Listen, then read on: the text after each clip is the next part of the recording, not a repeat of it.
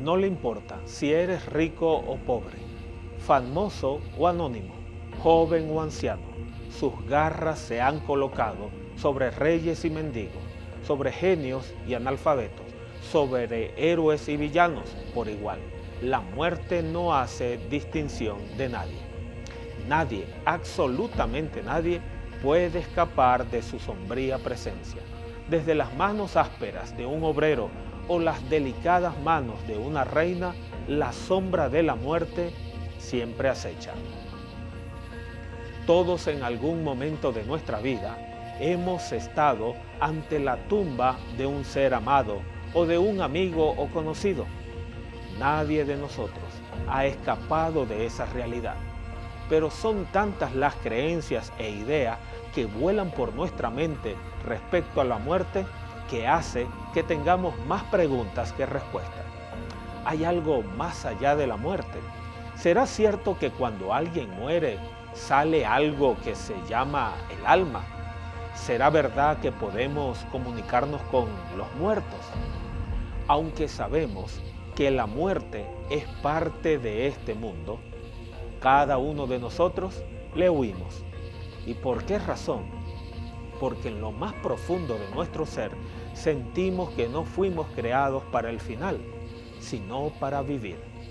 Para los antiguos egipcios, la muerte no era el final, sino una pausa que abría una puerta hacia una nueva forma de existencia. Para ellos el alma iniciaba un viaje emocionante hacia el reino de los muertos. Pero para llegar a este lugar se necesitaba cumplir con una preparación muy rigurosa. Primero, las momias eran cuidadosamente preservadas, pues creían que el cuerpo era el recipiente terrenal del alma inmortal. Los ricos faraones y los nobles levantaban grandiosas tumbas que eran como verdaderos palacios debajo de la tierra, que estaban llenos de tesoros y ofrendas para la nueva vida que según ellos recibirían. En la cultura del hinduismo, que es complejo por sus variaciones, la muerte no es el final. Podríamos decir que la muerte no existe en el hinduismo. Ahora, ¿cómo así? Te explico un poco. La muerte es un paso del eterno ciclo de la vida. Mira lo que dicen estas dos citas de un texto sagrado hinduista que nos los explica de esta manera. Así como en este cuerpo, el alma encarnada pasa continuamente de la niñez a la juventud y luego a la vejez, de la misma manera, el alma pasa a otro cuerpo en el momento de la muerte. A la persona sensata no la confunde ese cambio. Así como una persona se pone ropa nueva y desecha la vieja, asimismo el alma acepta nuevos cuerpos materiales, desechando los viejos e inservibles. Para el hinduismo, todas las cosas nacen, crecen, mueren y vuelven a nacer. Allí sale lo que se conoce como la reencarnación o el samsara. Es algo cíclico porque el alma es inmortal y el cuerpo es como una cárcel o un recipiente que al morir el cuerpo libera el alma para reencarnarse en otra vida. Ahora entra otro elemento, las buenas obras. El hinduismo enseña que si en vida haces buenas obras, cuando mueras, supuestamente, tu alma se libera del cuerpo y entonces podrás reencarnar en un mejor cuerpo humano, inclusive en un ser de luz. Pero si haces malas obras, puedes reencarnar en un animal o en una planta. A eso se le conoce como el karma. En las religiones orientales nos encontramos similitudes donde nuevamente se repite la idea que el alma es liberada y que pasa a una nueva etapa. El budismo enseña la reencarnación, que es un ciclo de nacimiento, muerte y renacimiento. Este ciclo continúa hasta que uno alcance el nirvana, que es un estado de liberación y despertar. El taoísmo, por su parte, enseña que la muerte no es más que un paso más de la vida que hace que el alma busque la inmortalidad espiritual. Y ahora, ¿qué de los mayas, de los incas, aztecas y yanomamis? Estas culturas indígenas. Para los incas, la muerte no significaba la desaparición absoluta del ser, sino más bien un viaje hacia la otra vida. Creían que el difunto se convertiría en parte de un nuevo Ailut en el mundo, de los huacas, de los espíritus. Los mayas, por su parte, veían la muerte como algo necesario a la vida. Creían que la vida y la muerte eran generadas por fuerzas sagradas. La tribu amazónica de los Yanomamis también tienen la creencia sobre la muerte. Para ellos no era un fin absoluto, sino una transición hacia otro estado de existencia. Creían en la existencia de espíritus y en la comunicación con los antepasados fallecidos. Por otro lado, los aztecas veían la muerte como una oportunidad para la renovación y el renacimiento. Creían en la vida después de la muerte y en la posibilidad de alcanzar diferentes niveles en el más allá. Ahora vayamos con Platón, uno de los filósofos más influyentes de la antigüedad, que enseñó que el cuerpo pertenece a este mundo imperfecto que vemos, y por otro lado dijo que el alma pertenece al mundo o un lugar llamado las ideas perfectas, donde están todas las cosas puras. En otras palabras, Platón enseñó que el ser humano tiene un alma inmortal, la cual se ve obligada a vivir en un cuerpo que se vuelve como una cárcel para el alma, y que al momento de morir, el cuerpo, esa alma sale libre a ese mundo de perfección. Es lo que se conoce como el dualismo de Platón. Es esta enseñanza griega la que más ha influenciado al mundo. De aquí salió la idea que hoy muchos creen y defienden sobre que el ser humano tiene dentro de su cuerpo una entidad llamada alma inmortal. Esto es lo que significa el dualismo de la filosofía griega de Platón, la enseñanza de que el ser humano está compuesto por dos elementos fundamentales diferentes, el alma y el cuerpo. Es de este pensamiento que hoy muchos piensan que cuando una persona muere, algo sale del cuerpo y se va a un mejor lugar.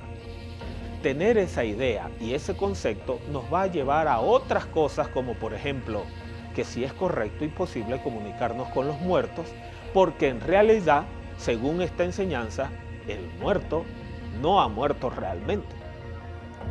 Tú y yo vivimos en una sociedad donde constantemente se nos enseña esta idea tan antigua. Por darte unos breves ejemplos, un neurocirujano llamado Eben Alexander describió en su libro titulado La prueba del cielo, donde describe que cuando él estuvo en coma en el hospital, producto de una meningitis, viajó a un lugar que él describe como el cielo.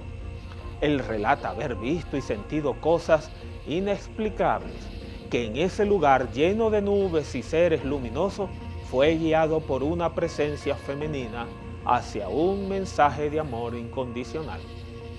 Él llegó a la conclusión, partiendo de su experiencia, que la muerte es solo una transición. Otro libro del psiquiatra Brian Weiss, titulado Muchas vidas, muchos maestros, enseña, basado en sus experiencias y la de algunos de sus pacientes, que es cierto lo de la inmortalidad del alma. ¿Les parecen conocidas todas estas afirmaciones? No es lo mismo de lo que piensan todas las diferentes culturas antiguas que hemos mencionado. ¿Y qué decir de la gran película taquillera de Disney, Coco? La enseñanza o el mensaje en sí no es de la familia y del amor, no. La enseñanza es que es posible la comunicación entre los vivos y los muertos, que el muerto no está realmente muerto. Lo más increíble de esto es que estas ideas también por siglos han llegado a varios sectores religiosos, entre esos el cristianismo. Hay muchos cristianos que piensan y creen como Platón y como las otras culturas.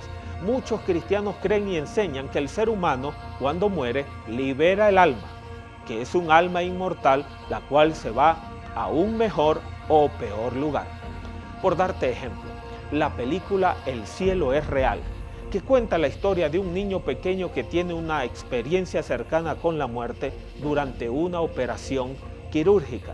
Al despertar, el niño comienza a compartir detalles asombrosos sobre su visita al cielo, enseñando así acerca de la inmortalidad del alma. Ahora, ¿es esto realmente así? Cuando una persona muere, es cierto que se sale algo llamado alma que vaga o visita a los familiares o va al cielo o al infierno, al purgatorio o al limbo. ¿Qué tiene que decirnos la Biblia al respecto? ¿Será que sin saberlo podemos estar creyendo en ideas y conceptos sobre la muerte que en realidad no son así? Te invito a que podamos ir a la Biblia y podamos ver lo que nos dice acerca de esto realmente. ¿Qué es la muerte y qué es lo que pasa cuando alguien muere? Para iniciar, debemos de comenzar desde el principio, desde el origen, donde vemos quién es el creador y el dador de la vida. En Hechos 17:25 dice, y no es servido por manos de hombre, como si se necesitara de algo, pues Él es quien da a todos vida y aliento y todas las cosas. El apóstol Pablo declara que Dios mismo es quien da vida y aliento a todos los seres humanos. Dios no necesita de nadie, sino que Él es sustentador y proveedor de la vida. De igual manera, Job 33:4 dice, el Espíritu de Dios me hizo y el aliento del Omnipotente me dio vida. Entonces, en estos dos versos vemos que Dios es el dador de la vida de todo lo que existe. Pero no solamente la Biblia como el dador de la Biblia muestra a Dios, sino que lo presenta creando al ser humano. Y la forma en que lo creó es lo que nos ayudará a entender el tema de la muerte. Génesis 2, capítulo 7.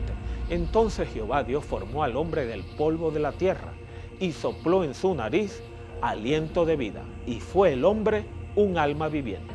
Es importante notar que la Biblia no habla que Dios insertó un alma inmortal al hombre en el momento de la creación. La Biblia dice que Dios creó al hombre en dos elementos, el polvo de la tierra o barro, y luego sopló aliento de vida, el espíritu. La expresión aliento de vida o espíritu significa la capacidad o el poder de Dios de dar vida. Podemos entender la vida humana como la unión de estos dos elementos. Número uno, el polvo de la tierra. Representa nuestro cuerpo físico hecho de la misma materia que compone la tierra. Y número dos, el aliento de vida. Es la energía vital que Dios nos da, no una entidad consciente separada, sino la fuerza que nos permite vivir. Cuando estos dos elementos se combinaron, se formó un ser viviente o alma viviente, como dicen otras versiones. La Biblia no describe el aliento de vida como una sustancia independiente que pueda existir por sí misma, sino como la energía que Dios proporciona para animar el cuerpo del polvo. Usted por ningún lado de la Biblia encontrará un texto, ni uno solo, donde diga que Dios en el momento de crear al hombre le colocó un alma inmortal al cuerpo del hombre. Eso nunca lo encontrará.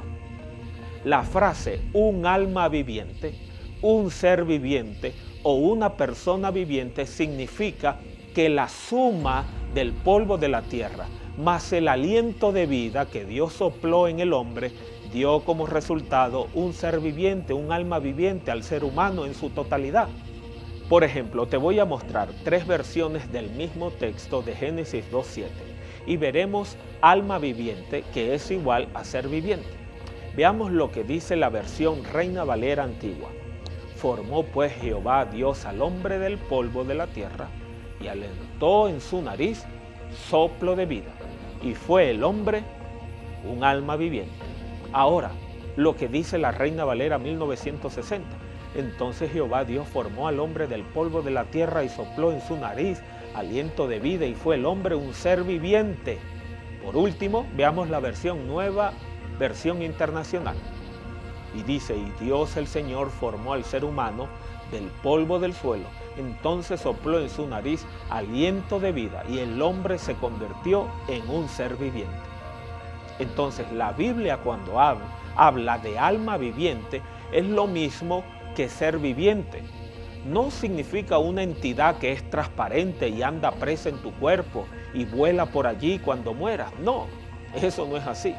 Veamos otra evidencia bíblica. En Hechos capítulo 27 se narra del viaje de Pablo como prisionero rumbo a Roma.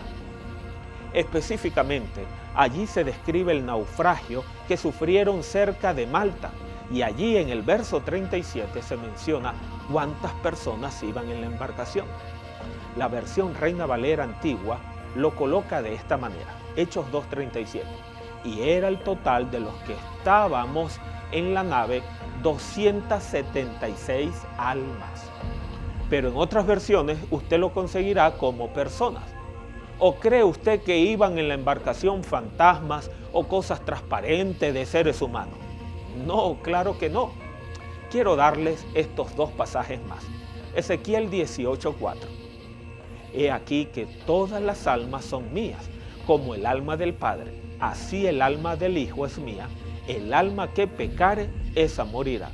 Si según la cultura griega y otras dicen que el alma es inmortal, aquí la Biblia dice que cuando se habla de alma, está hablando del ser humano, de un ser viviente que peca. Miremos el mismo libro de Ezequiel en el capítulo 18, el verso 20, donde dice, el alma que pecare, esa morirá.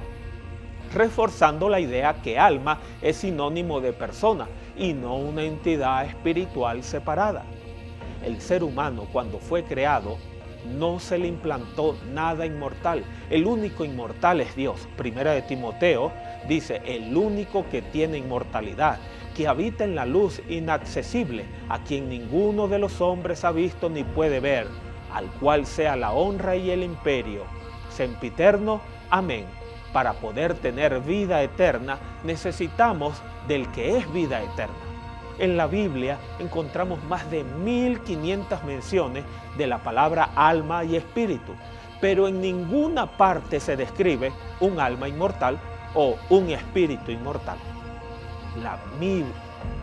La Biblia promete vida eterna a aquellos que han puesto su fe en Jesús como su Salvador personal, y esta promesa se cumplirá cuando Él regrese en gloria. Mientras tanto, la Biblia enseña que nadie más posee inmortalidad por sí mismo, solo Dios la tiene. Por lo tanto, la idea de que cuando una persona muere, su alma inmortal se separa y va a un lugar específico, no se basa en las enseñanzas bíblicas, sino que proviene de creencias y tradiciones fuera de la Biblia. Entonces, ¿qué pasa cuando una persona muere? ¿A dónde van? Te invitamos para el siguiente capítulo para responder estas y otras preguntas. Pero hemos visto cómo el pensamiento de las culturas han llenado nuestras mentes de conceptos cerrados. Sin embargo, la Biblia nos revela la verdad para que entendamos y no estemos engañados.